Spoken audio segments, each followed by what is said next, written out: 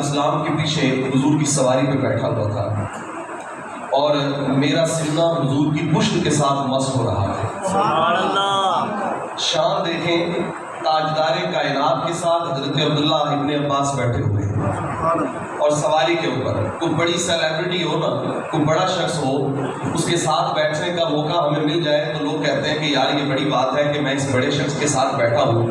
ایک لمحے کے لیے ذرا توجہ کیجئے گا، اس عبداللہ ابن عباس کی کیا شان ہے جو امام الانبیاء کے ساتھ بیٹھے ہوئے ہیں۔ اور امام الانبیاء صلی اللہ علیہ وسلم نے مخاطب کیا، کیا فرمایا؟ فرمایا یا غلامو، او لڑکے، ایسے پیچھے مخاطب کر کے فرمایا او لڑکے، میں تجھے چند باتیں بتاتا ہوں، ان باتوں کو پکی طرح یاد کر لے، کبھی بھولنا نہیں۔ وہ باتیں کیا ہیں جو حضور علیہ السلام نے حضرت عبداللہ ابن عباس رضی اللہ تعالیٰ عنہ کو سکھائی؟ سب سے پہلی بات فرمایا عبداللہ، پہلی بات یاد رکھ، اپنے خدا کو یاد رکھنا، وہ تجھے کبھی نہیں بھولے گا۔ اپنے رب کو ہمیشہ یاد، احفظ اللہ تجد امامک، اپنے رب کو ہر وقت یاد رکھ، جب تجھے ضرورت پڑے گی وہ تیرے سامنے ہوگا، بس تو ہر وقت اسے اس کے سامنے پائے گا۔ پھر حضور صلی اللہ علیہ وسلم نے ارشاد فرمایا اذا فاستعن باللہ، جب مانگنا پڑے، جب طلب کرنا پڑے، اللہ کے علاوہ کسی سے نہ مانگنا، جب بھی طلب کرنا خدا سے طلب کرنا، اور وہ تجھے دے گا، وہ تجھے عطا کرے گا۔ پھر فرمایا عبداللہ ابن عباس یاد رکھنا، اب ان جملوں پہ اگر آپ توجہ کریں، میں تمہید کے طور پر یہ جملے کہہ رہا ہوں، بات کو پھر آگے بڑھا دوں گا۔ حضور نے فرمایا عبداللہ ابن سلام یاد رکھ، ساری کائنات تجھے نفع دینے پر جڑ جائے پر اللہ تجھے نفع پہنچانا نہ چاہے تو ساری کائنات مل کے بھی تجھے نفع نہیں پہنچا سکے۔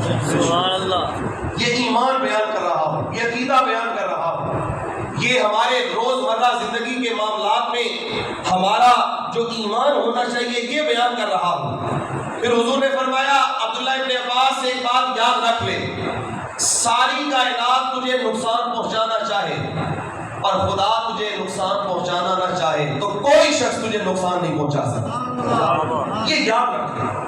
ایمانداری سے بتائیں ایک بات مجھے، اگر انسان کا نظریہ پختہ ہو جائے کہ مجھے جو کچھ آزمائش آ رہی ہے یہ اللہ کی طرف سے آ رہی ہے، اسے صبر کی توفیق مل جائے گی کہ نہیں مل جائے گا؟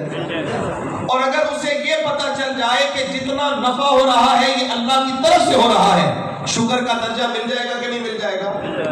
واصف نے ایک جملہ کہا تھا، اگر آپ توجہ کریں اس پر، ان سے کسی نے پوچھا کہ غم کیا ہے تو واصف نے کہا تھا کہ اپنی مرضی اور اللہ کی مرضی میں فرق کا نام غم ہے۔ اپنی مرضی اور اللہ کی مرضی میں فرق کا نام، یعنی میں یہ چاہتا ہوں اس طرح ہو، خدا چاہتا ہے اس طرح نہ ہو گا کیا؟ جو میں چاہوں گا یا خدا چاہے گا؟ تو پھر غم بن گیا۔ اور اگر میں یہ کہوں میرے مالک تو جو کرے گا مجھے منظور، حضرت میاں صاحب نے کہا تھا نا کہ دکھ ہمیشہ تے سکھ کدائیں تے دکھاں تو سکھ وارے، دکھ ہمیشہ تے سکھ تے دکھاں تو سکھ۔ حضرت ابن موجم میں امام طبرانی نے حدیث لکھی ہے کہ اللہ تعالیٰ نے جب انسان کو بنایا نا، اس کے اوپر 40 دن بارش ہوئی، 39 دن غموں کی بارش ہوئی، 1 دن خوشیوں کی بارش ہوئی۔ سبحان اللہ۔ اس لیے تو جو کوئی غم آئے تو نتانی آتا ہے، جس کا جوان بیٹا فوت ہو جائے، دنیا سے رخصت ہو جائے، شہید ہو جائے، آخری دم تک اسے بھولتا ہے۔ اور اگر خوشی آ بھی جائے گھر میں، کبھی شادی بیاہ کی تقریب ہو، کبھی فلاح ہو، تو وہ عارضی ہوتی ہے، غم دائمی ہوتا ہے۔ اس لیے میاں صاحب نے کہا دکھ ہمیشہ تے سکھ پر دکھاں تو سکھ وارے، دکھ سکھ قبول محمد بخشا راضی رہن پیارے۔ خدا راضی رہے، اس کی رضا میں جب ہم راضی ہو جائیں اور جب کہہ دیں مالک جو تیری رضا ہے وہ ہماری رضا ہے، جس میں تو راضی ہے اس میں ہم راضی ہیں، تو پھر غم نہیں رہتا بلکہ اللہ اس پر صبر کی توفیق عطا فرما دیتا ہے۔ حضرت امام علی مقام نے حضرت علی اصغر شہزادے کو گود میں اٹھایا اور اتمام حجت کے لیے کربلا کے میدان میں لوگوں کے سامنے حاضر ہوئے اور اللہ کی حجت قائم کرنے کے لیے کہا لوگوں تمہارا معاملہ میرے ساتھ ہے کہ 6 ماہ کے علی اصغر کے ساتھ تو نہیں، تو تم سمجھو میں تمہیں کیا کہنا چاہتا ہوں۔ ایک بدبخت نے تیر مارا اور حضرت علی اصغر کی حلق میں پیوست ہوا، جب خون کا پھوارا نکلا تو حضرت امام علی مقام امام حسین نے اس خون کو دیکھتے ہوئے آسمان کی طرف سر اٹھا کے کہا اے اللہ یہ تیرا فیصلہ تھا، میں تیرے فیصلے پر راضی ہو گیا، تو بھی بتا دے تو بھی حسین کے صبر پہ راضی ہوا ہے کہ نہیں ہوا ہے؟ یہ تیری امانت تھی۔ اور ایک شاعر نے اس کو اپنے پیرائے میں یوں بیان کیا، امام علی مقام نے کہا میں کیسے کہہ دوں کہ یہ کیا کر دیا تو نے، یہ تیری ہی امانت تھی، دیا تو نے لیا تو نے، یہ تیری امانت تھی، دیا تو نے لیا تو نے۔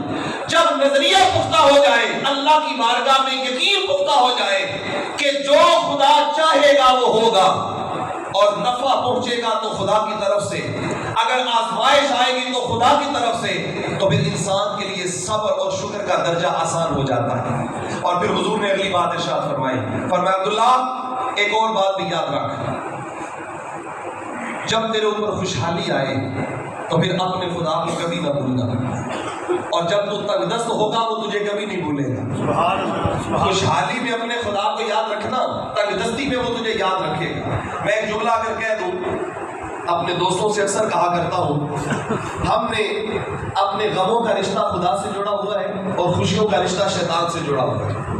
یعنی ہمارے گھر میں خوشی ہو تو سارا تعلق شیطان کے ساتھ، اور ہمارے گھر میں کوئی غم آ جائے، دکھ آ جائے تو سارا رشتہ خدا کے ساتھ۔ یہ فرق ہمیں مٹانا ہوگا، ہمیں ایک شاکر مسلمان بننا ہوگا، اور ہمیں حضور علیہ الصلوۃ والسلام کی اس نصیحت کے اوپر غور کرنا ہوگا۔ فرمایا اگر خوشی آئے تو پھر اپنے خدا کو یاد رکھنا، جب غم آئے گا تو وہ تجھے کبھی نہیں بھولے گا، وہ تجھے تندرستی میں یاد رکھے گا۔ اب میں اور آپ اپنے آپ کے گریبان میں جھانکیں اور دیکھیں، کیا ہم نے اپنی خوشیوں کا رشتہ شیطان سے تو نہیں جوڑا ہوا؟ خوشی آئے تو شکر کریں خدا کا۔ اللہ کی بارگاہ میں یہ عام دنوں میں کتنی نمازیں فرض ہیں؟ بولتے نہیں، سارے باتوں کا کیا خیال ہے؟ نماز کی بات آ جائے تو سارے بندے ذرا بٹے پہ جاتے ہیں۔ ویسے حضور علیہ السلام کو مومن میں اور کافر میں فرق نماز کا ہے۔ یہ نماز بڑی اہمیت کی حامل، اور اس میں ایمان والے کی نشانی ہے نماز پڑھنا۔ تو ایک دن میں کتنی دفعہ فرض ہے؟ پھر بولے ذرا محبت کے ساتھ، 5 نمازیں۔ اور عید کے دن کتنی ہے؟ 6۔ واجب ہے نا چھٹی نماز، عید کی نماز۔ کیوں؟ خوشی کا دن ہے۔ اس کا مطلب یہ ہے کہ جب ایمان والے کے اوپر خوشی کا لمحہ آتا ہے تو پھر وہ زیادہ عبادت کرتا ہے، وہ زیادہ اللہ کی بارگاہ میں، یعنی خوشی کے دن 6 پڑھتا ہے، عام دنوں میں 5، خوشی کے دن 6۔ اس لیے فرمایا عبداللہ جب تیرے اوپر خوشی آ جائے، جب اللہ انعام کر دے، جب تیرے اوپر اللہ نعمتوں کی برسات کر دے، تو پھر ان نعمتوں کی برسات میں اپنے خدا کو یاد رکھ۔ جب تو تندرست ہو جائے گا تو خدا بھی تجھے یاد رکھے گا۔ یہ نصیحت فرمائی۔ اور پھر حضور علیہ السلام نے ارشاد فرمایا، اے عبداللہ میں تجھے ایک اور بات کرتا ہوں، ان مع العسر یسرا، ہر مصیبت کے بعد آسانی ہے۔ تیرے اوپر مصیبت آ جائے تو خدا کو یاد کرتے رہنا، یہ مصیبت ہمیشہ نہیں رہے گی، اللہ کے ذکر کی وجہ سے یہ مصیبت دور ہو جائے گی، اللہ آسانی